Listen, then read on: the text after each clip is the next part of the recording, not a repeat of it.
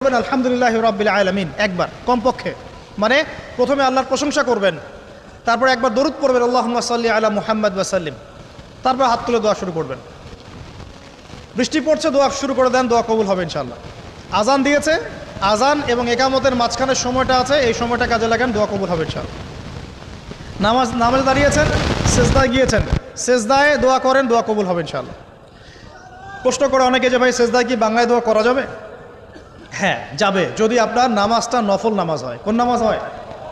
ফরজ নামাজে করবেন না, নফল নামাজে করতে পারেন ইনশাআল্লাহ। সেজদায় বান্দা আল্লাহর সবচেয়ে কাছাকাছি থাকে, এই সময়ে বেশি বেশি দোয়া করতে রাসূল সাল্লাল্লাহু আলাইহি ওয়াসাল্লাম তাগিদ দিয়েছেন।